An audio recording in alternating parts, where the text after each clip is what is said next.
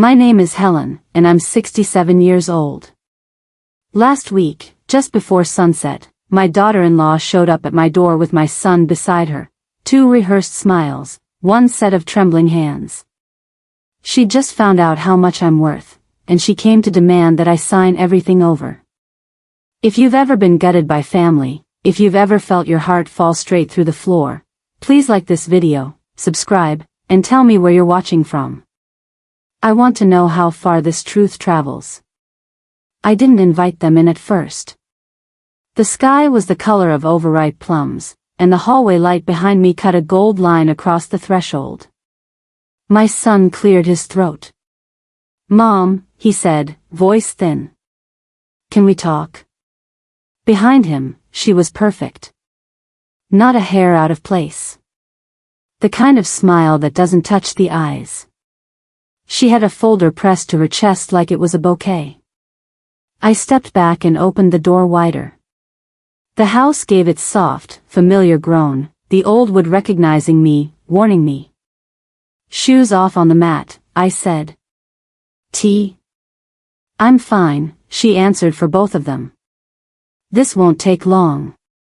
That's what people say when they're about to take everything. We sat at my dining table, the one my husband and I bought secondhand 40 years ago, and sanded ourselves until the grain felt like silk. She rested the folder on the runner. My son stared at the bowl of lemons like it might throw him a lifeline. "Go on," I told her. She didn't hesitate.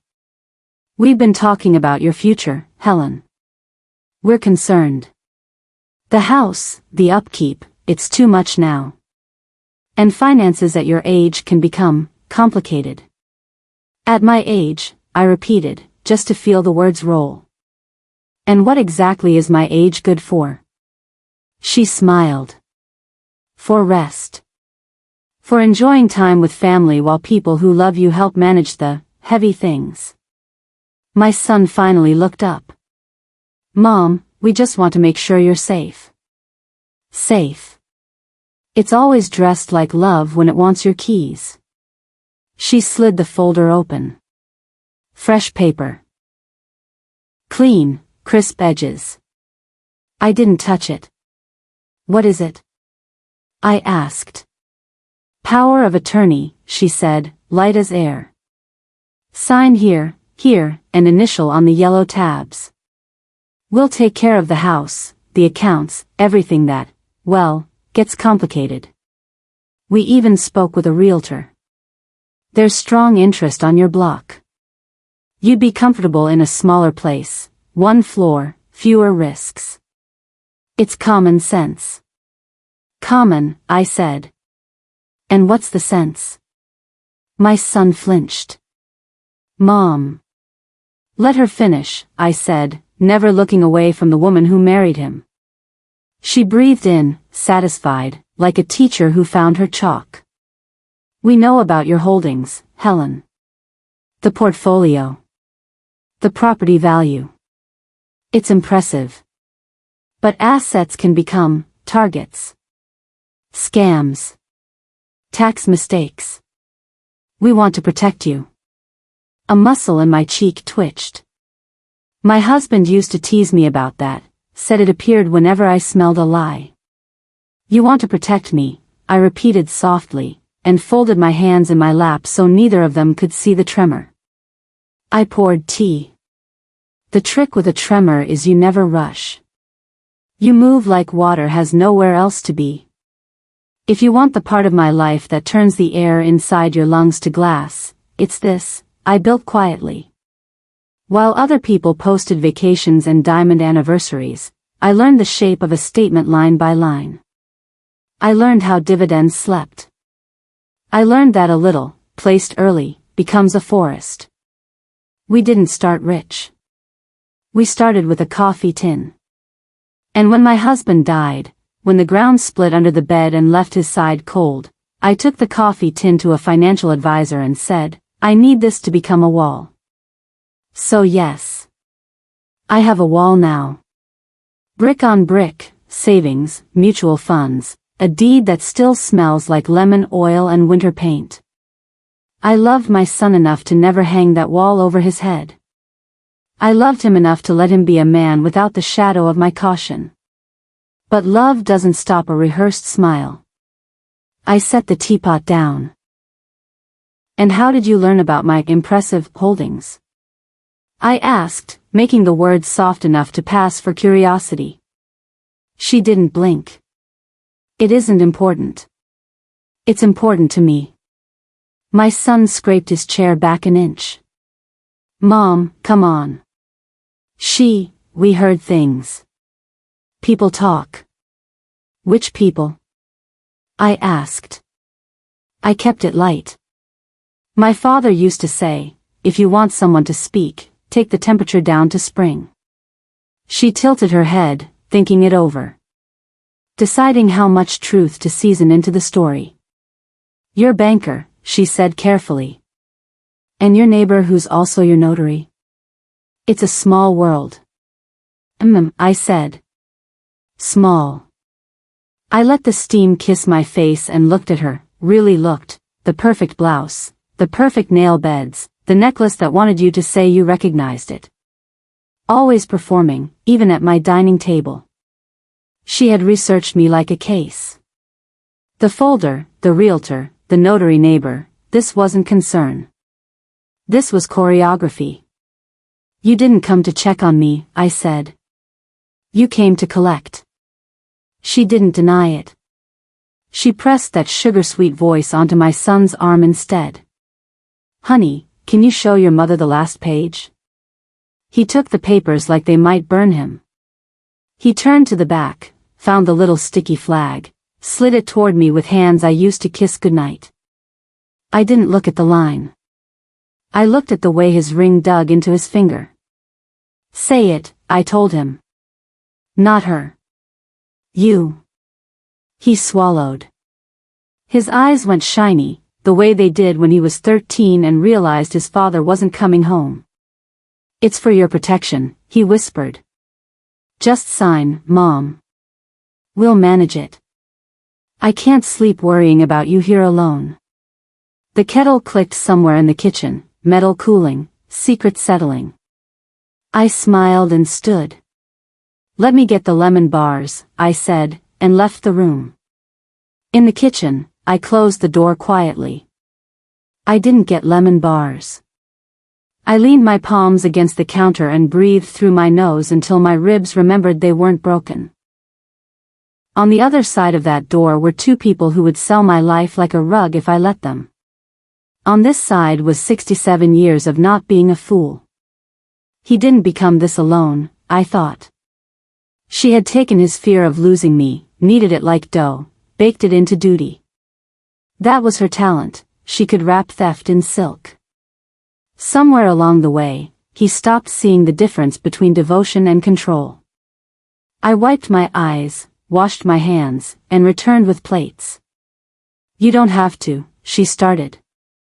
I want to, I said, setting a plate in front of each of them. If this is business, then we'll do it with dessert. We ate in the sound of small silver. I let them think I was deciding. I asked questions you would call reasonable. And if I sign, what happens first? We list the house, she said, quick. We've already spoken to, we've done research. You'll move in with us for a bit, my son added, eager to sound helpful. Just while we transition you to something easier. And my accounts? I asked. What's the plan there? We consolidate. Simplify the portfolio. You shouldn't worry about the market. I set my fork down. And you would never misuse access. Of course. Of course, they said together. I let their confidence hang between us like perfume that was a little too sweet. Leave the papers, I said finally. I'll have my lawyer look them over. They traded a glance, one that said this wasn't part of the script. Mom, my son began. My lawyer, I repeated. I smiled at my daughter-in-law.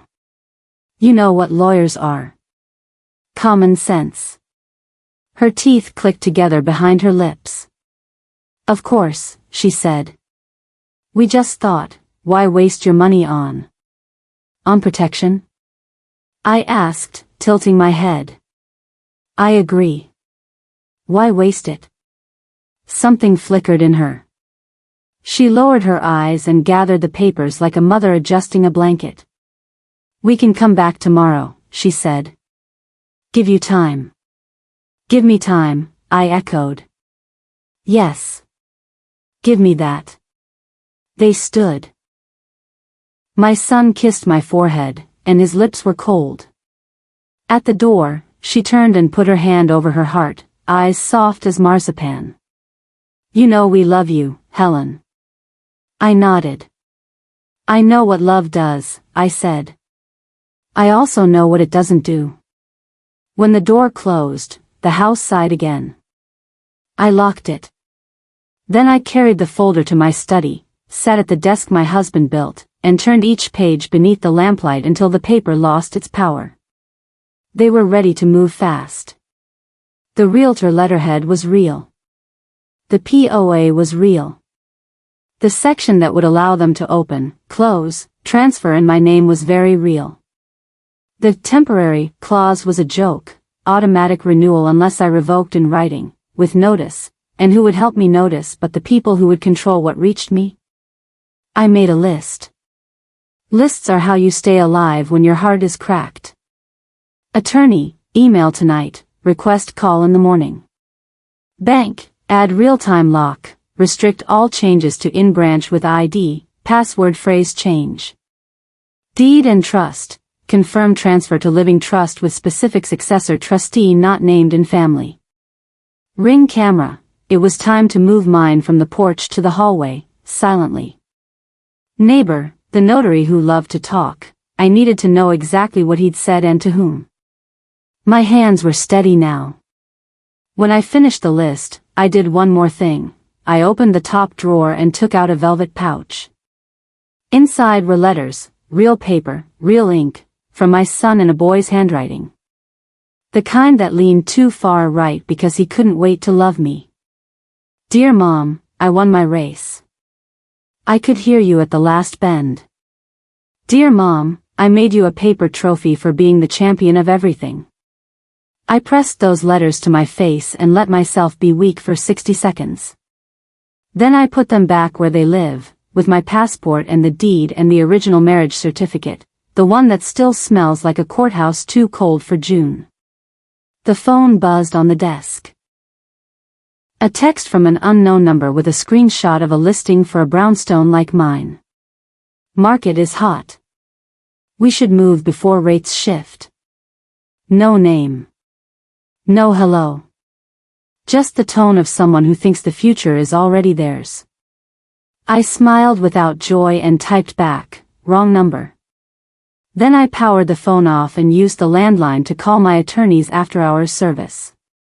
Tell Mark it's Helen, I said. Tell him tomorrow morning is not soon enough. The night had edges. I lay in bed listening to the radiator tick and the refrigerator whisper and the house doing all the small domestic things a house does to keep you alive. I thought about being 27 and broke, about coupons and hand-me-down dresses and the way my husband could make a cup of coffee feel like a ceremony. I thought about the first $1,000 we invested and how he treated it like an heirloom. I thought about my son at 5, at 11, at 20, laughing, sulking, promising.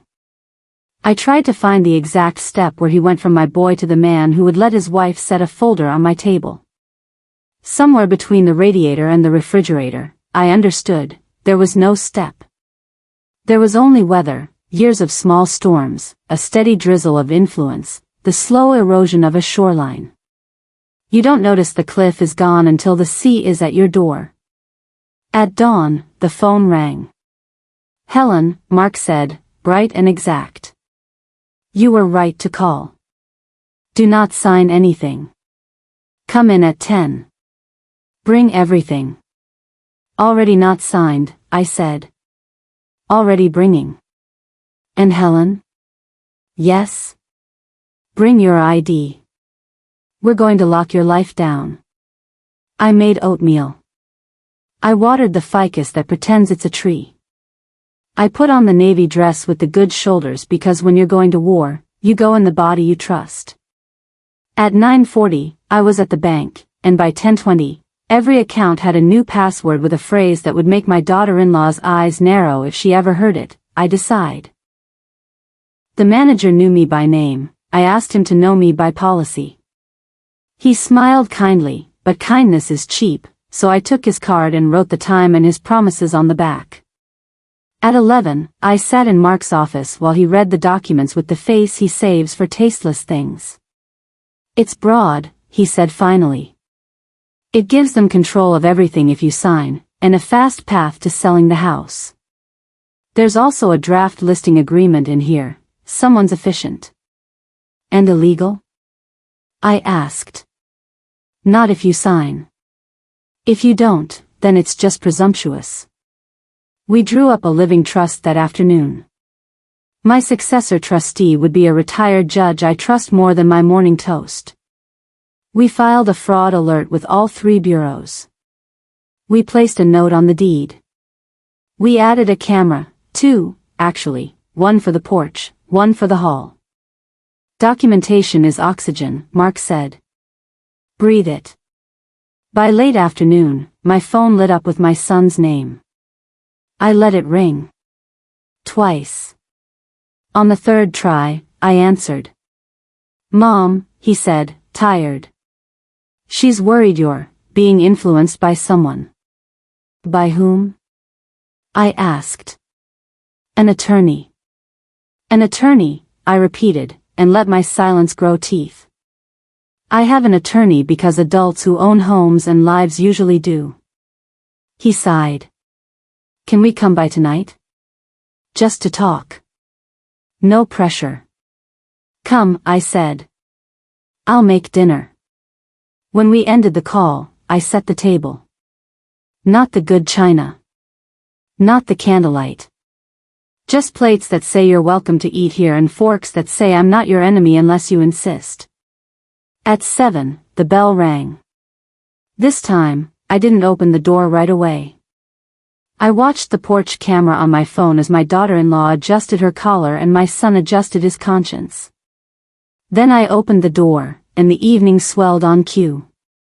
We won't stay long, she said, sweeping past me. We know you've had a big day. Oh? I asked. What did I do? She blinked. My son shifted. Mom, please, he said. Let's not. She placed her hand on the back of a chair like it was a podium. We spoke with a realtor today, she said crisply. They confirmed what I told you. If we list now, you'll net enough to. I held up a finger. I didn't say sit. Her hand froze. We're not doing that part tonight, I said. We're doing a different part. She recovered fast. What part is that? The part, I said, where I tell you I know exactly what you're doing. Her smile didn't move, but her eyes did, a tiny flicker to my son, a recalculation. Helen, please, she began, softening, we only. No, I said, not loud, just precise. Not we only. Not tonight. I slid a thin envelope across the table and watched it stop against her fingers. What's this? She asked. Copies, I said. Emails. Texts. Notes from the notary neighbor you charmed. A draft listing description with my living room in it. You're efficient, I'll give you that. The color left her cheeks in stages. My son reached for the envelope and then thought better of it. You went through she started, and I shook my head. I didn't go through anything of yours, I said. But people talk. And technology does, too. It keeps logs. Time stamps. Forward chains. Screenshots. The world is a very small place when you think you're the only one in it. My son finally spoke, raw. Mom, we were scared. That's the one part one believe, I said. I believe you're scared. I also believe she knows how to turn fear into a contract. She drew herself taller. This is getting dramatic, she sighed. We just wanted to help. And I just wanted a lifetime of respect, I said. Here we are, none of us getting what we want. The house went very quiet. Even the refrigerator held its breath. I set my palms on the table. Here's what's going to happen, I said. You're going to leave those papers with me. You're going to stop contacting my banker, my neighbor, anyone who spells my name. You're going to stop drafting listings for a home you don't own. And you're going to wait for my attorney to contact you about boundaries so clear you could read them in fog. She opened her mouth to argue. I lifted one hand. If you don't, I said gently, we skip the conversation and go straight to court. Court, my son repeated, stunned. Mom, you take us. I didn't bring you there, I said. You brought yourselves. She laughed then, a small glassy sound. Overreacting, aren't we? I smiled. No, I said. I'm reacting. Finally. I walked to the front door and opened it. Night air slipped in, cool and full of crickets. Dinner? I offered. We ate, she lied. Then take this, I said, holding up the envelope she'd brought yesterday, the one with yellow tabs. Take your little flags. Take your bright, hungry plans. And take them out of my house. My son looked at me like he wanted to speak from somewhere deeper than his throat. But he didn't. He followed her to the porch like a man who had learned the shape of someone else's footsteps. They reached the top stair and paused. This isn't over, she said softly. It wasn't a threat. It was a promise she made to herself. No, I said. It isn't. I closed the door and locked it. Somewhere in my chest, a bird that had been beating itself bloody against the bars finally sat down. I didn't sleep that night, not really. You don't sleep when the people you raised start treating you like an estate. You just rehearse what you'll say when they come for it again. The next morning, I made coffee strong enough to bite and called Mark, my attorney. I'll pay whatever it costs, I told him. I want protection ironclad. He didn't ask why. Maybe he already knew. We spent 2 hours going through every inch of my finances, the trust, the will, the contingency clauses. He called it fortifying the castle. I called it survival. When I got home, I opened a manila folder labeled memories, but inside wasn't photos. It was receipts, statements, even old letters my son had written from college. He used to sign them, "Love you always, your proud son." Now I was collecting proof in case he called me delusional. 2 days later, my phone buzzed again. A message from my daughter-in-law. We'd like to visit this weekend to finalize paperwork. We already spoke to the notary, he's free Sunday. The word finalize made my chest burn. I texted back. Sunday's perfect. Bring everything. Because this time, I'd be the one prepared. Saturday, I called in a favor. My neighbor across the street, Paul, used to be a cop before he opened his private security firm. I told him I needed cameras, discreet ones. He didn't ask why either. He just said, they won't even know they're on film.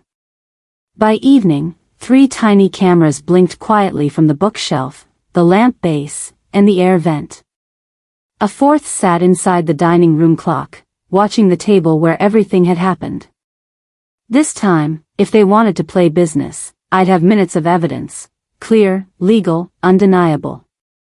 Sunday came bright and cruel. They arrived at noon, dressed like they were visiting a banker, not a mother.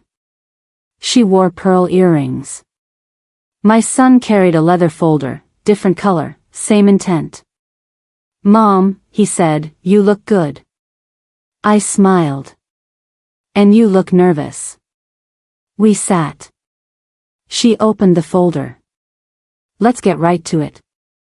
We redrafted everything. "It's simpler this way." Simpler for them.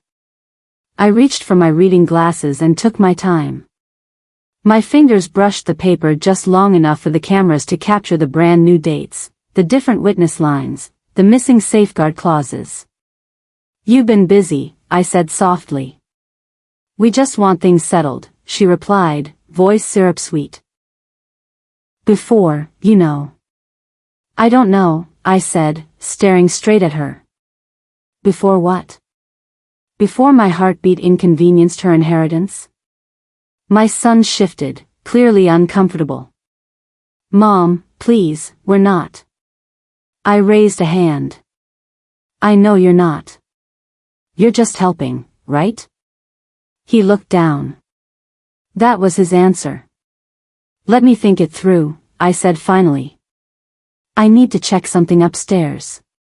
She tried to protest. "Helen, we don't have all day."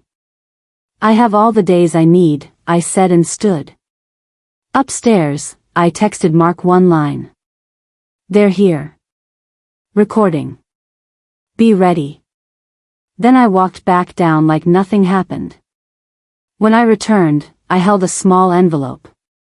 "What's that?" she asked. "Just something I want notarized while you're here," I said. I slid it across the table. "Go ahead. Read it." She unfolded the paper. Her eyes scanned the first paragraph, and I saw it. The flicker of realization. It wasn't a power of attorney. It was a cease and desist, drafted by Mark the night before, addressed directly to both of them, outlining penalties for financial coercion, undue influence, and fraud. It cited the Florida elder exploitation statute in bold letters. My son's hand trembled. "Mom, what is this?" "It's protection," I said. "Just like you wanted." Her mask cracked, but she tried to recover. "You can't be serious." "We were only trying to." "To what?" I interrupted. "Help. Or help yourselves." She laughed, a dry, brittle sound. "You think anyone will believe this? You're confused. You're careful," I warned. "You're being recorded." The silence that followed was a storm breaking midair. "What?" she whispered. "Every word," I said, my voice steady. "Every visit, every helpful suggestion, every conversation you had about my assets with my neighbor. I have it all. And my attorney has copies." My son's face went pale. "Mom." "I told you," I said softly. "The moment you walk into a parent's home with a contract in your pocket, you stop being a child and start being a suspect." She stood abruptly. "We're leaving." "I think that's wise," I said. "You can keep your folder, it's evidence now."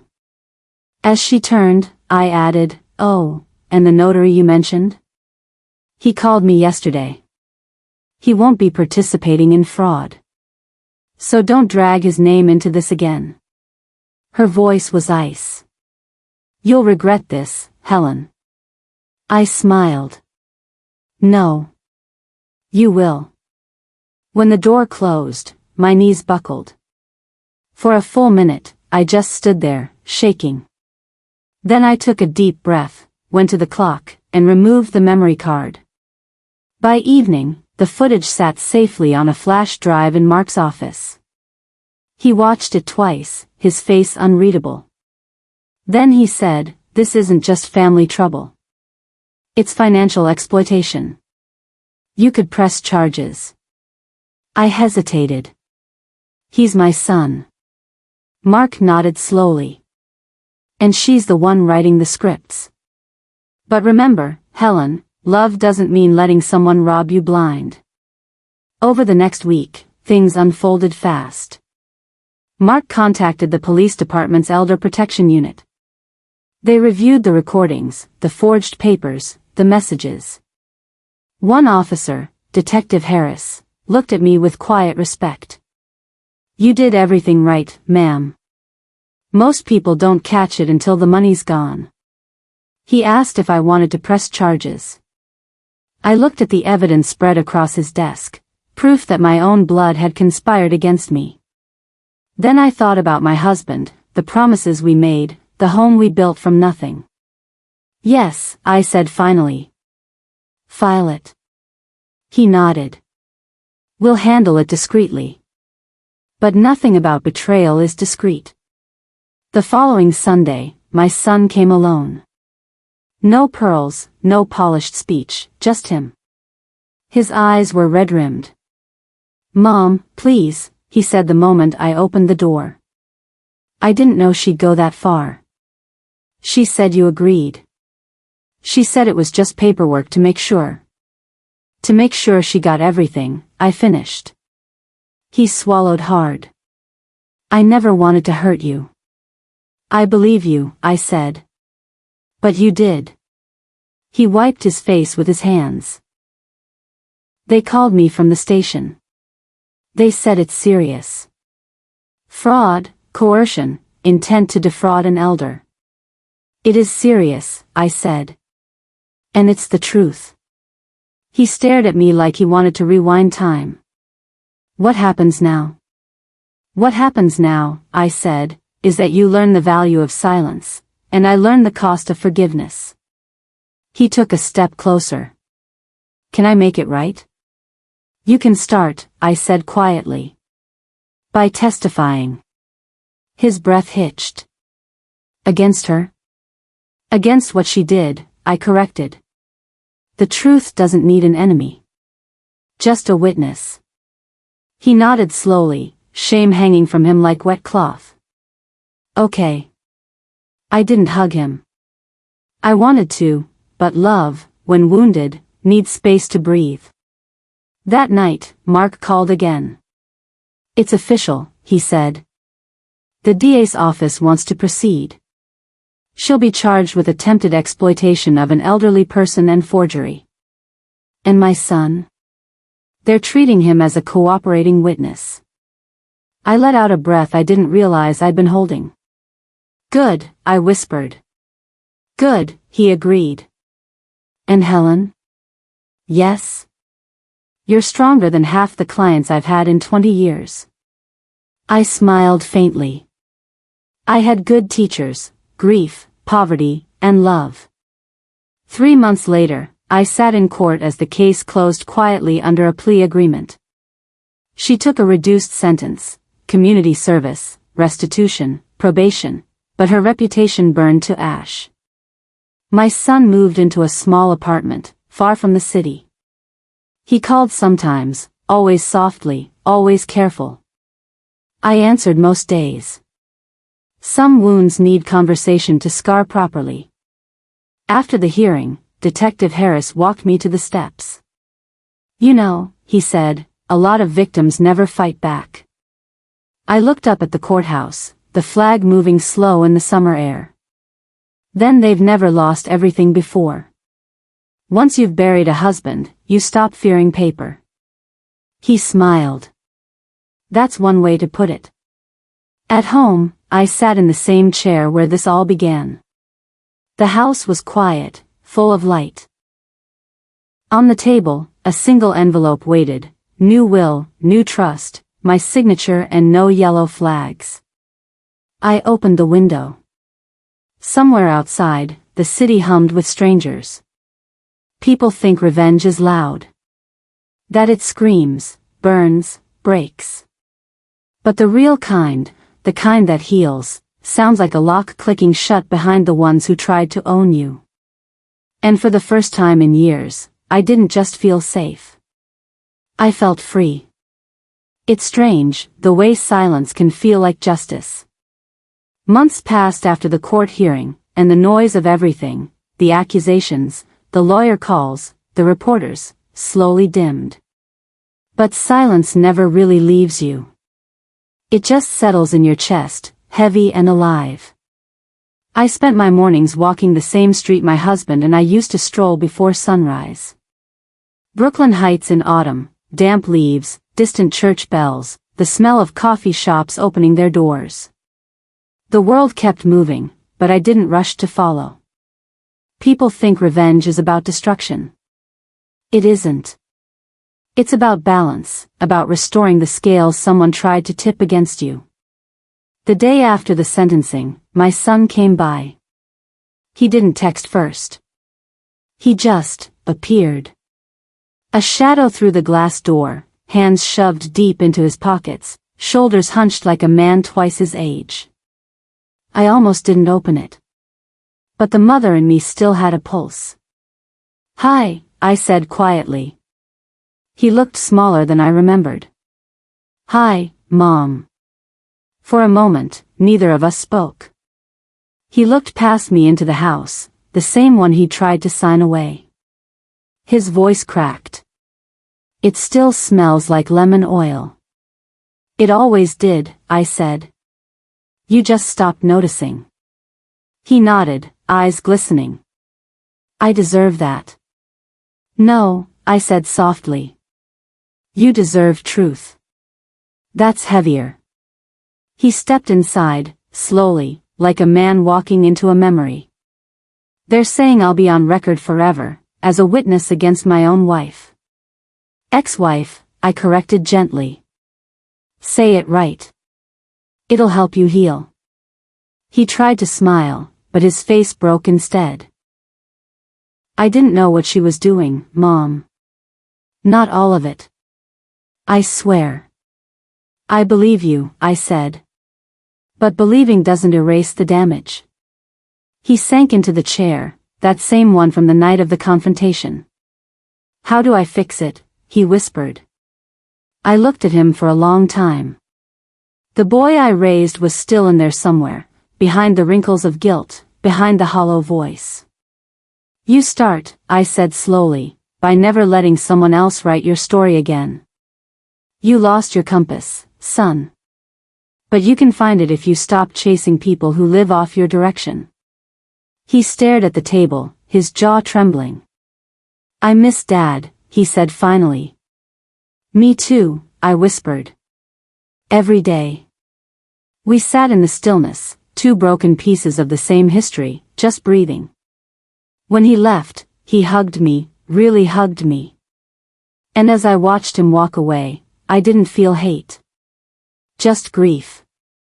Grief for the family that used to be, for the years eaten by greed, and for the trust that would never be whole again. But grief, like revenge, has a purpose. It clears the space for something new. A year later, the house was different. The walls were brighter. The fear was gone. I'd started something unexpected, a legal awareness group for seniors. Every Thursday afternoon, 10 to 12 people gathered around my dining table, widows, veterans, retired teachers, all of them with stories that sounded too familiar. Each week we'd read real cases of elder exploitation. I'd teach them what to look for: fake power of attorney, drafts, manipulation tactics, phrases like, "It's just a formality." I even invited a young detective, Harris, to speak one week. He stood there, hands clasped, telling everyone, "You are not helpless. You are evidence. You are worth the truth." After he left, one of the women, Margaret, 83, sharp as a tack, looked at me and said, "You know, Helen, if you hadn't fought back, half of us wouldn't have known how." And that was the moment it all came full circle. I'd turned my own nightmare into a weapon for someone else's freedom. One evening, I sat at my desk, same oak wood, same quiet hum of the clock, reading a letter that had just arrived in the mail. It was from my son. No return address. Just his handwriting, shaky but familiar. "Mom, I've started volunteering at a shelter downtown. They help families rebuild after financial abuse. I wanted you to know because I finally understand. I was part of the storm that nearly destroyed you. I'm spending the rest of my life learning how to protect others from becoming me. There were tear stains on the paper. Real ones. I pressed the letter against my chest and closed my eyes. For the first time since the day they knocked on my door, I let myself cry. Not out of pain, but out of release. I won't pretend life became easy after that. Trust doesn't regrow overnight. But peace, real peace, came quietly, like dawn sneaking into a room that's been dark for too long. Sometimes, late at night, I sit by the window with a cup of tea and whisper into the dark, "You almost broke me." And the house, faithful as ever, creaks back, almost. I smile then. Because almost means I'm still here. Still in my home. Still sharp. Still me. I've learned something I wish I'd known decades ago. Kindness without boundaries is an invitation for cruelty. You can love people, even forgive them, but you don't hand them the knife that hurt you and ask them to try again. Family doesn't give you immunity from consequences. It gives you roots, not ropes. And if someone tries to turn your roots into shackles, you cut yourself free. To anyone watching who's ever been betrayed by the people you'd have died for, listen to me. You are not weak. You are not crazy. And you are not alone. Document everything. Speak calmly. Move legally. And when the time comes, stand up and look them in the eye, the way I did, and remind them. I may be old, but I am not finished. Because sometimes, the most powerful revenge isn't shouting, or fighting, or even winning. It's sitting in your chair, in your home, with your life still yours, and smiling. If my story resonated with you, if you've ever been underestimated, manipulated, or told you were too old to fight back, please hit like, subscribe, and tell me where you're watching from. Your stories matter. Every comment is a reminder that truth still speaks louder than greed. And remember this. The quietest person in the room is never powerless. They're just waiting for everyone else to finish lying.